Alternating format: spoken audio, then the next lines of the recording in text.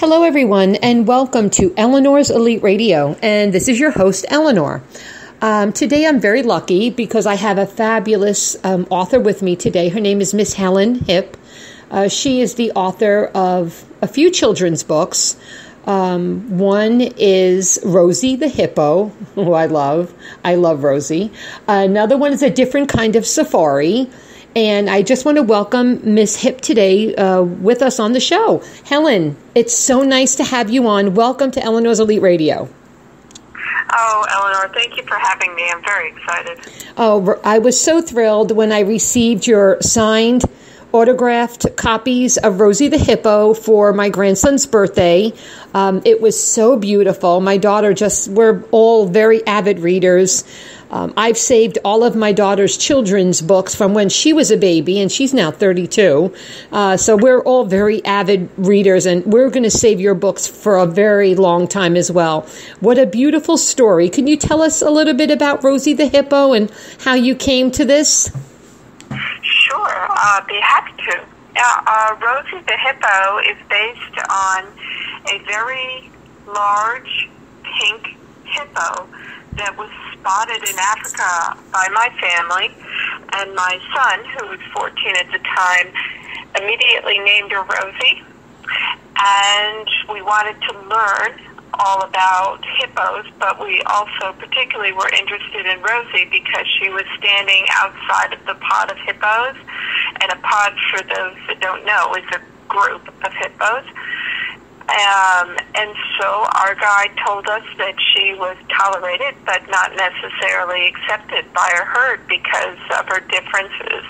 And the biggest difference was she was pink and the other hippos were gray. Yeah. And I thought, wow, this is very familiar because my son, who was eventually given the diagnosis of Asperger's, had very, very similar experiences in school. So I thought, wouldn't this be great to kind of weave into a children's story? And that's how it all started. Oh, it really is wonderful. And how did you come up with a different kind of safari? A Different Kind of Safari was a title that really came out of brainstorming sessions with friends. And it is the story of Ray, my son, and Rosie, this pink hippo, and their journey. And Rosie helps Raymond find his happiness with his differences. How lovely. And it's both of the books, the illustrations were just outstanding, as were the written words. Just two beautiful recommendations. I highly, highly recommend anybody with any child. You don't have to have a child with any kind of special needs to enjoy this book. In fact, it just basically shows how we should be accepting of everyone due to their differences or color of their skin or anything, really. It's a beautiful, beautiful child story. I so loved it, Miss Helen. Thank you again. Oh, you're welcome, and I'm so glad you did enjoy it. It's been very enjoyable for me as well, putting together these stories and watching the characters basically take on lives of their own. I feel more like a gatekeeper than an author at times because I really do feel like these characters have stories, each and every one of them, and they just kind of bubble up to the surface, and then there I am to help them share it with others. So that's the way it's been, and I have what I refer to as my safari family, and that's everybody that has read or heard the story and enjoyed it. That's the illustrators, that's all the wonderful people who have been encouraging and a part of kind of developing this wonderful family.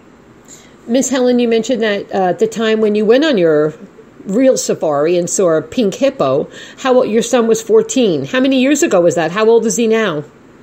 Wow, he was 14 at the time, and that was 2001. So he is well into his 30s Oh, now. how wonderful. Yeah, and he's enjoying life, and he loves that this story is out and that stories continue to be born from these wonderful characters. Miss Helen, I also read on your bio that you also have a master's degree in counseling, and you began your career as a psychotherapist. Mm-hmm. And yeah. so isn't that wonderful how you went from... I find that I've interviewed many people that have kind of gone down that same path. They were either counselors or they were psychotherapists or psychiatrists, and basically have come to the point where they are writing books and they're doing a lot of self-help, and they're not so much into the medical aspect of it anymore. What are your thoughts on that? I think the door has opened up for a lot of new and different ways of providing healthcare services or support services to people. And I think that there's been a lot of kind of older, alternate ways of doing things that have kind of been reborn, so to speak, or resurrected. And so I just love the fact that people are finding out or being reminded that there's many, many ways to provide a service, whether it's counseling or teaching.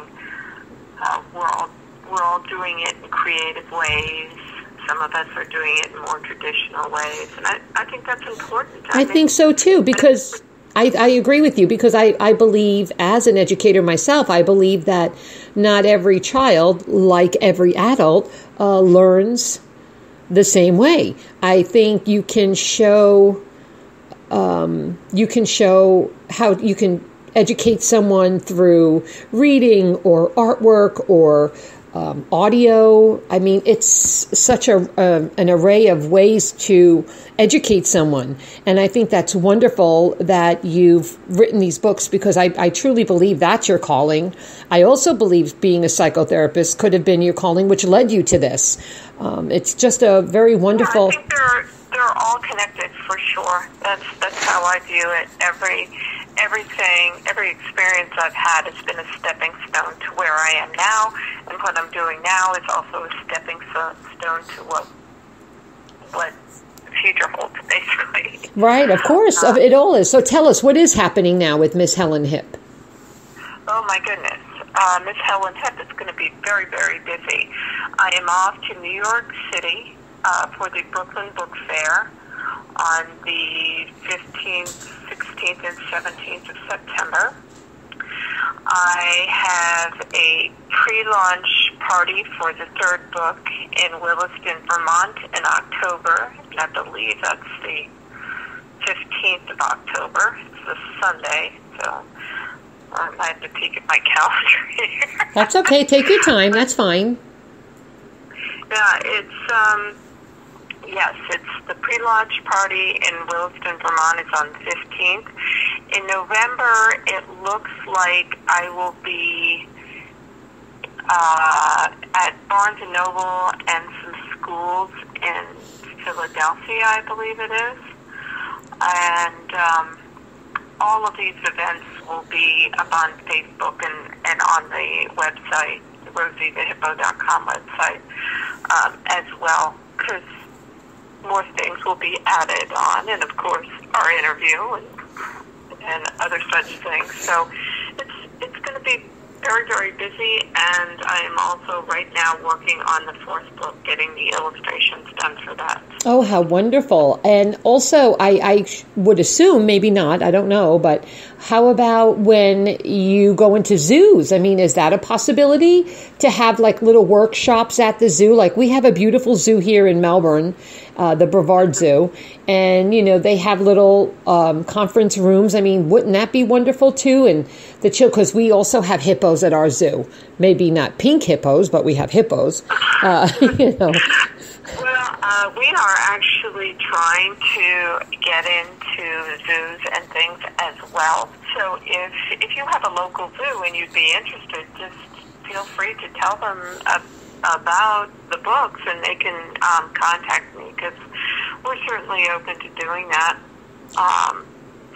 as well. There's so much going on, trying to juggle it all, and sure. Family life as well, you know. I do have some contact information. Contact information for Helen Hipp is 802-899-2128. Her email is rosie@rosiethehippo.com. And your books, I looked up as well, can also be purchased on Amazon, correct? Correct. Yes. Are they in any major bookstores like Books A Million or Barnes & Noble? On Barnes & Noble. They're definitely on Barnes & Noble websites, as well as Amazon. And if people go to the website, they can go to the navigation bar that says books, and there'll be a button that will connect them right to either Amazon or Barnes & Noble, whatever they choose to do. Right. I also ask people, if they do purchase the book, I thank you, and I really do hope you enjoy it.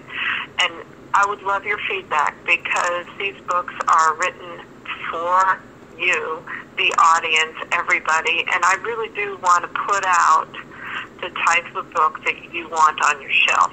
Yes. And what really helps me is testimonials. So I also want to point out that on your website, on your bar, you also have fun and games, Rosie's Adventure Club, where they could become a member, or the Hippo game. So there is also an interactive, I know you gave us as well, a beautiful little workbook, not a workbook so much, but what do you want to call it? And in the back of the books are an interactive activity. Yes. For the kids.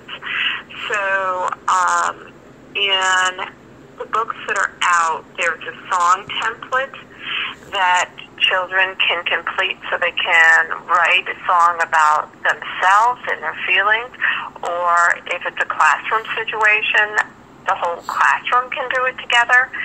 They can listen to Rosie's song, sung by Rosie, on the website, and they can actually get that tune, or they can create their own, because their song is really all about their own differences as they sing them, and it's really meant to enjoy and have some fun and just kind of do whatever they want with it. Right. I notice you have a lot going on your website. It's fun. It gives a little bit of background about you, which is wonderful. And then, there are lots of links that you can press and go to and kind of have a good time. And it's really you have a wonderful thing going here, Miss Hipp. I really believe that. It's beautiful. Let me ask you something more on a professional level. Sure. How do you feel since the APA has basically wiped Asperger's off our medical textbooks forever? How do you feel about that? Basically, they're not recognizing Asperger's anymore. I don't know why they really see that as being helpful. Yeah. I guess that's what I would want to hear more about. Yeah. Yes, I understand. It blows my mind because, as an educator and you as a psychotherapist, we see that there are children who suffer from Asperger's, but yet, the APA doesn't want to recognize it anymore, and they're saying that, it could be just a quirky personality, and it's really, I don't know. I think there's a lot on autism that we still need to learn and educate ourselves about. Yeah, I do too, and I think that the spectrum was very helpful because it provided a range, and it recognized that there are a lot of ways to express the symptoms. And I think that for me personally as a parent was very helpful, because my son